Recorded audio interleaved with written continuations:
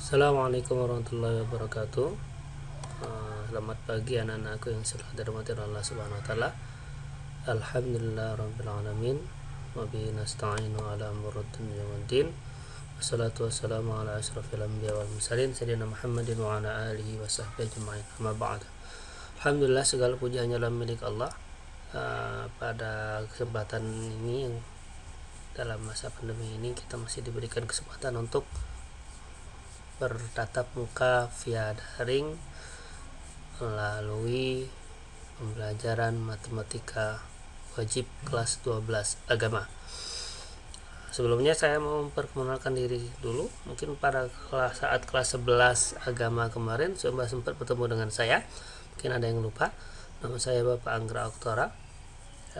Saat ini mengajar kalian di mata pelajaran matematika wajib. Kemudian juga diberikan amanah sebagai wali kelas 12 IPA 3 dan pembina ROIS. Itu saja untuk perkenalannya. Langsung saja kita lihat.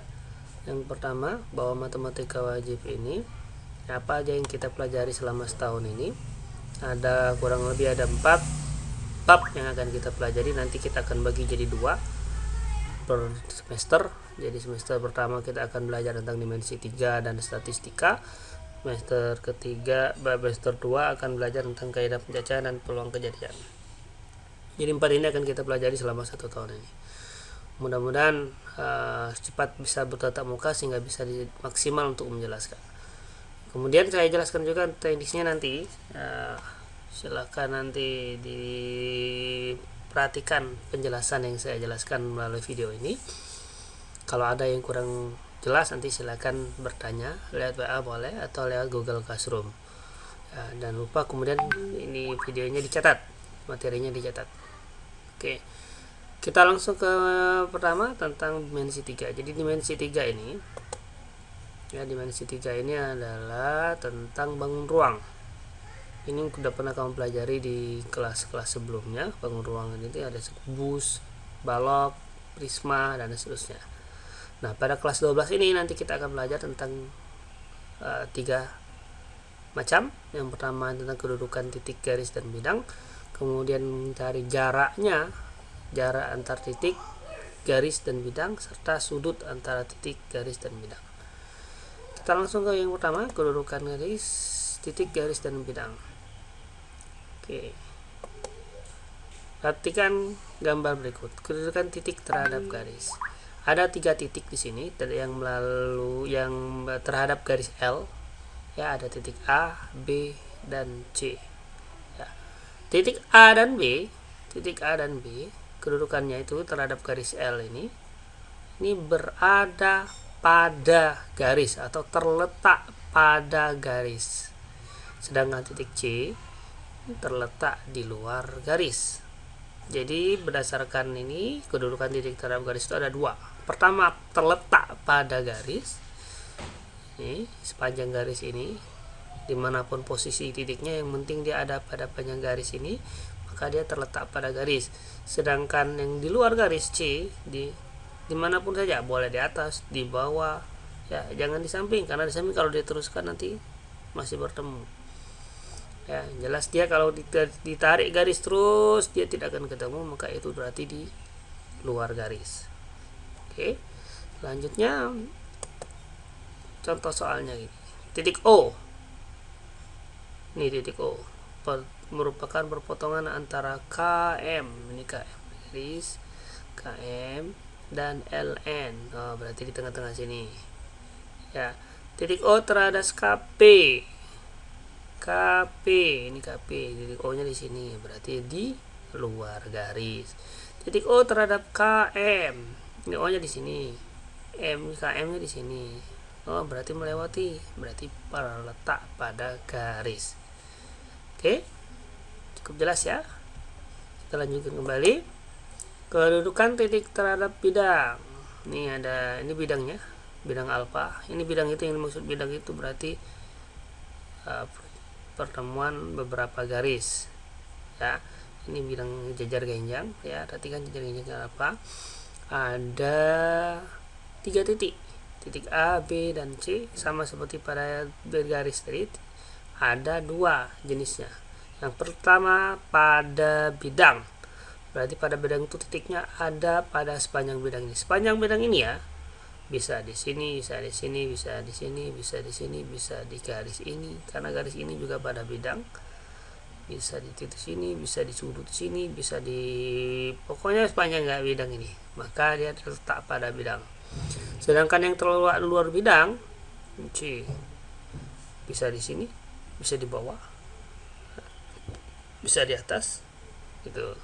Maka dia terletak di luar bidang. Nih contoh titik P dan Q yang merupakan titik tengah rusuk EF, ini EF, ini dan G, berarti ini P, ini Q ya. P nya di atas, EF berarti di tengah-tengahnya P, GH di tengah-tengahnya Q, berarti di sini ini P nya di sini, Q nya di sini. Tutup P terhadap ABFE, lihat bidangnya ABFE, berarti yang di depan sini ya, di sini.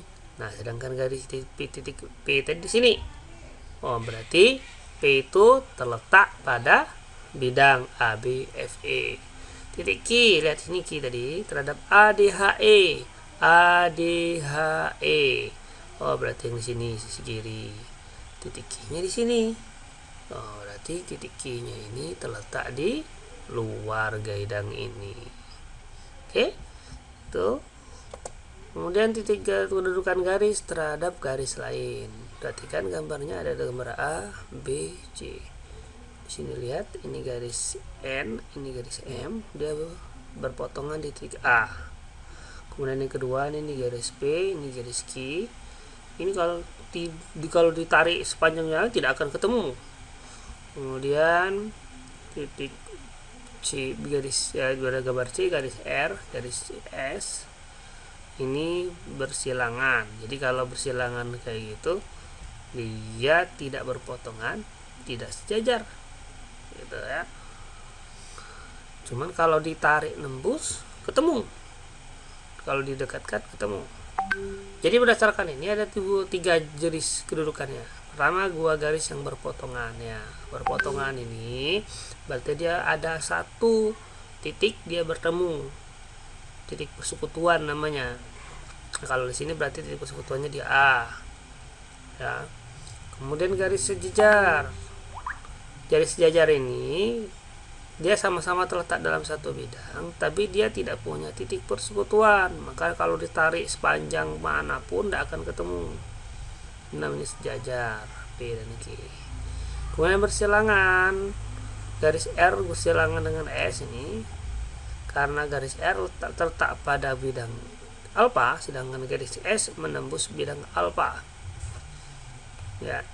Dengan pengertian lain, dua garis ini pada bidang yang berlainan dan kedua garis itu tidak punya persekutuan. Jadi ada dua syaratnya, bidangnya beda dan tidak punya titik persekutuan.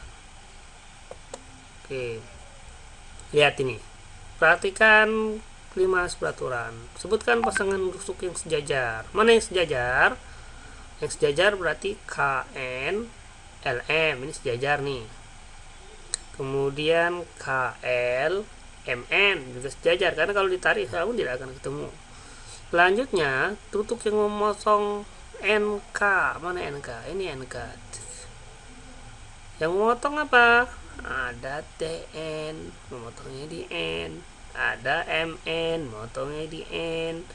Ada apa lagi yang memotong di NK? Oh, ada KL, memotongnya di LK. Ada TK, memotongnya di K. Kalau MK ada nggak? Bisa nggak? Bisa MK kalau ditarik garis. Kalau ML garis, tapi itu bukan rusuk. Maka yang jadi rusuknya itu jawabannya berarti KL TK ini berpotongan dengan NK di titik K. Kemudian TN MN berpotongan dengan NK di titik N. Oke. Selanjutnya, kedudukan garis terhadap bidang. Ada 3. Yang pertama terletak pada bidang, ini garisnya. Nah, berarti ini terletak pada bidang nih. Nah, kemudian sejajar dengan bidang, dia tidak berada pada bidang, tapi dia sejajar. Kalau ditarik tidak akan ketemu, beda bidang. Selanjutnya memotong atau menembus. Nah, ini memotong, menembus. Ini sudah lurus, yang ini miring. Ya. Oke. Ini contohnya, garis yang sejajar dengan ABGH. Lihat ABGH. Yang sejajar yang mana ABGH? Nih, DC sejajar. Ya, terus EF juga sejajar. Kan dia beda-beda. Kalau tadi tidak akan ketemu. Ya. Kalau yang berpotongan ada EC. Ya. Oke. Tuh. Kemudian terakhir, kedudukan bidang terhadap bidang. Ada dua jenisnya, sejajar dan berpotongan. Sejajar sama kayak tadi. Ini penjelasannya. Kalau ditarik tidak akan ketemu. Kalau potongan ini kalau ditarik dia mempunyai garis persekutuan. Nah, ini garis persekutuan, ini garis yang sama. Garis persekutuan ini disebut garis persekutuan. Ini perlu garis perpotongan antara bidang alfa yang ini dengan bidang beta. Nih, bidang yang sejajar, berarti yang sejajar itu kalau misalkan KLM bawah ya, bawah pasangannya atas. Sejajar tuh. Depan, samping, belakang, samping kanan, samping kiri, itu sejajar. Bidang yang memotong KNRO yang memotong berarti yang ini punya garis sejajar ini OPRQ, terus ini NMRQR, terus yang bawah sejajar KLNM lagi, terus yang depan KLPO gitu. Jadi setiap sisinya ini yang punya garis ini punya garis persekutuan, bidang yang berhubung dengan itu adalah memotong. Oke, itu saja yang bisa kita pelajari pada hari ini. Mudah-mudahan bermanfaat. Jangan lupa nanti kalau di like, comment, dan subscribe nanti channel Bapak. Kalau ada yang kurang jelas silahkan ditanyakan. Assalamualaikum warahmatullahi wabarakatuh. Selamat tetap jaga kesehatan, tetap semangat.